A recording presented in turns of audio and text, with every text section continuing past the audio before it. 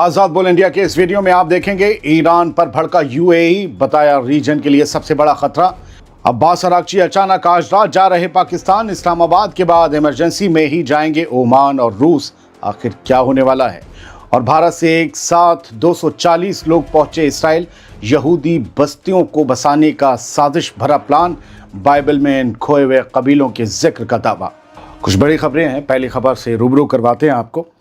Iran पर United Arab of Emirates बुरी तरह भड़क उठा है। यूएई के प्रेसिडेंट MBZ के सलाहकार एडवाइज़र अनवर गारगश ने साफ साफ लफ्ज़ों में कहा है कि ईरान के साथ दोबारा भरोसा कायम करने में सदियां बीत जाएंगी। पेरिस के पास चैंटली में वर्ल्ड पॉलिसी कॉन्फ्रेंस के दौरान गारगश ने ईरान को इलाके के लिए सबसे बड़ा और लंबे वक्त का खतरा बताया। 24 अप्रैल को दिए अपने इस बयान में अनवर गारगश ने कहा कि मुझ पर 2800 मिसाइलें और ड्रोन से हमला किया जाए और फिर मुझसे भरोसे की बात की जाए, यह नामुमकिन है। इसमें अब बहुत लंबा वक्त लगेगा। उन्होंने साफ किया कि मिडिल ईस्ट में जारी इस जंग के दौरान ईरान ने जिस तरह यूएई को निशाना बनाया, उसने रिश्तों को बुरी तरह तबाह कर दिया है। अनवर गारगश के मुताबिक अब ये बात पूरे इलाके और यूएई के लिए शीशे की तरह साफ हो चुकी है कि ईरान ही उनके लिए सबसे बड़ा लॉन्ग टर्म खतरा है। दोस्तों, ये बयान ऐसे वक्त में आया है जब 28 फरवरी को इसराइल और अमेरिका के हमलों के बाद शुरू हुई इस जंग को रोकने के लिए अमन की बातचीत अधर में लटकी हुई है। गारगश के इस सख्त रुख से साफ है कि ईरान और उसके पड़ोसी अरब मुल्कों के बीच की खाई अब बहुत ज़्यादा गहरी हो गई है, जिसे भरना फिलहाल मुमकिन नहीं दिख रहा है। ईरान और अरब ममालिक के बीच रिफ्ट चौड़ा हो गया है। दूसरी बड़ी खबर सुन लीजिए। ईरानी मीडिया इरना ने तस्दीक कर दी है कि ईरान के फॉरेन मिनिस्टर अब्बास अराक्ची आज रात पाकिस्तान के दौरे पर इस्लामाबाद पहुंच रहे हैं। हो सकता है जब तक आप ये खबर देखें तो वो निकल गए हों या पहुंच चुके हों। खैर, ये दौरा एक ऐसे वक्त में हो रहा है जब अमेरिका और ईरान के बीच बातचीत पूरी तरह से ठप पड़ी है। 24 अप्रैल की रात से शुरू होने वाले इस दौरे में अब्बास अराक्ची इस्लामाबाद के बाद मस्कट यानी ओमान और फिर रूस की दारुल-हुकूमत मॉस्को का भी रुख करेंगे। पुतिन के इनर सर्कल से मिलेंगे या पुतिन से। ईरानी फॉरेन मिनिस्टर के इस दौरे का मकसद आपसी मशवरे, इलाके की ताज़ा सूरत हाल और अमेरिका के साथ ही इस्राएली हुकूमत की तरफ से ईरान पर थोपी गई जंग के ताज़ा हालात पर चर्चा करना है। ये सब अखबारी बातें हैं, है तो कुछ ख़ास कुछ बड़ा जो एकदम से इमरजेंसी में अराक्ची जा रहे हैं 3 मुल्कों में। एक वो मुल्क जो समझौता करवा रहा है, एक वो मुल्क जो दोस्त है और मिलिट्री एतबार से मजबूत है, और तीसरा ओमान है जो अरब मुल्कों में ईरान के सबसे करीब समझा जाता है। दोस्तों, फिलहाल मैं साफ कह दूं कि ये दौरा अमेरिका के साथ सीज़फायर की किसी बातचीत के लिए नहीं है, तो किसी ख़ास मकसद के लिए तो है।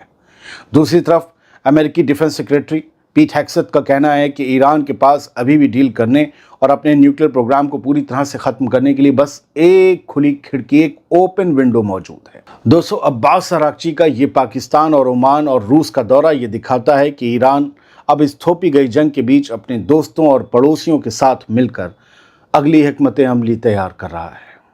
अब एक ऐसी खबर सुनिए जो अपने आप में एक साजिश है। इंडियंस को ले जाकर इसराइल में बसाया जा रहा है सिटीजनशिप के लिए, आबादी बढ़ाने के लिए, और ये ख़ास इंडियंस हैं।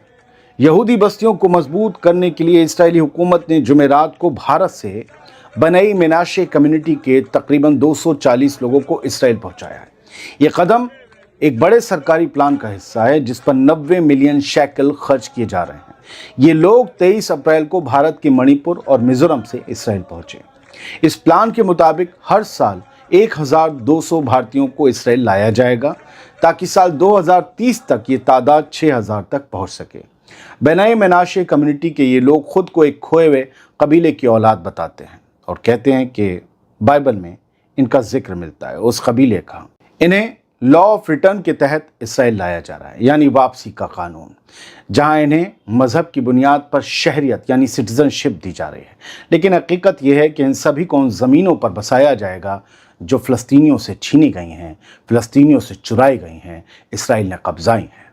दूसरी तरफ इसे एक तरफा कानून भी माना जाता है क्योंकि ये मज़हब की बिना पर दूसरों को तो जगह देता है, लेकिन वहाँ के असल बाशिंदों, मालिकों यानी फ़लस्तीनियों को उनकी अपनी ही ज़मीन पर वापस लौटने के हक़ से महरूम रखता है।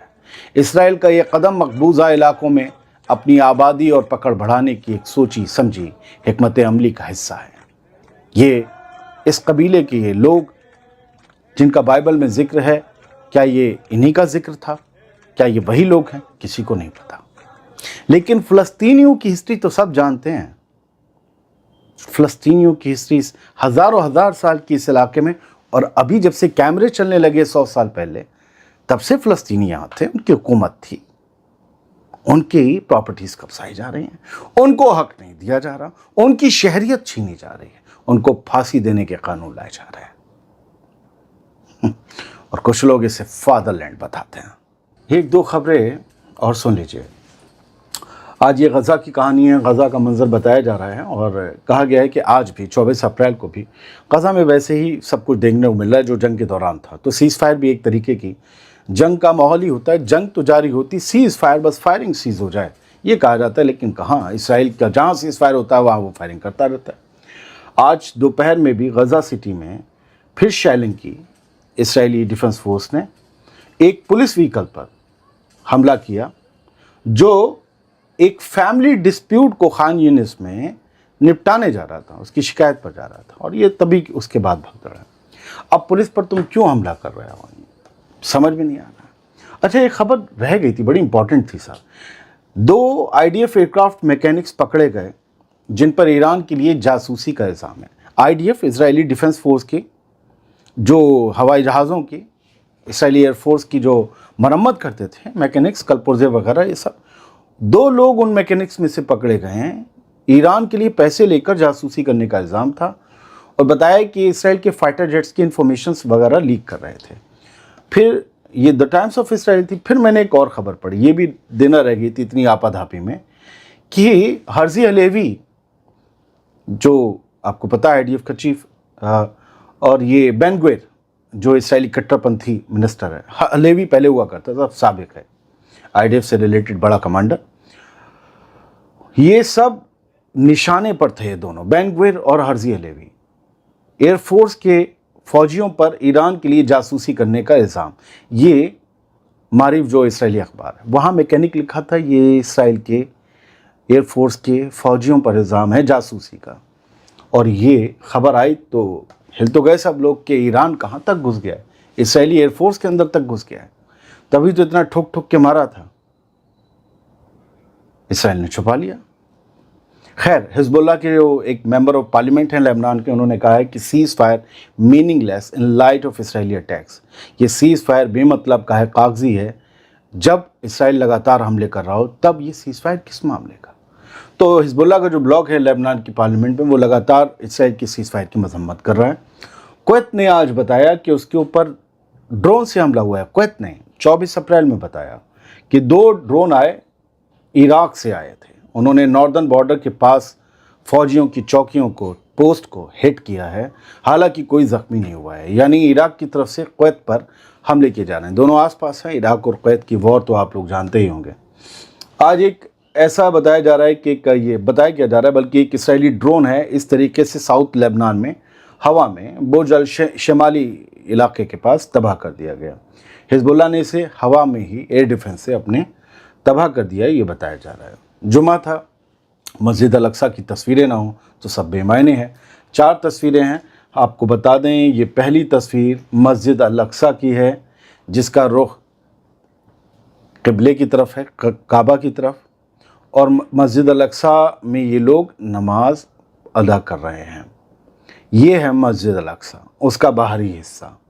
वो पीला पीला गुंबद सिर्फ एक पहचान है। बताइए, इसे मस्जिद अल अक्सा के तौर पर बाहर से देख के कोई पहचान सकता है? इसीलिए वो पीला गुंबद दिखाया जाता है ताकि लोग समझ जाएं, ओहो अल-कुद्स शहर की बात हो रही है।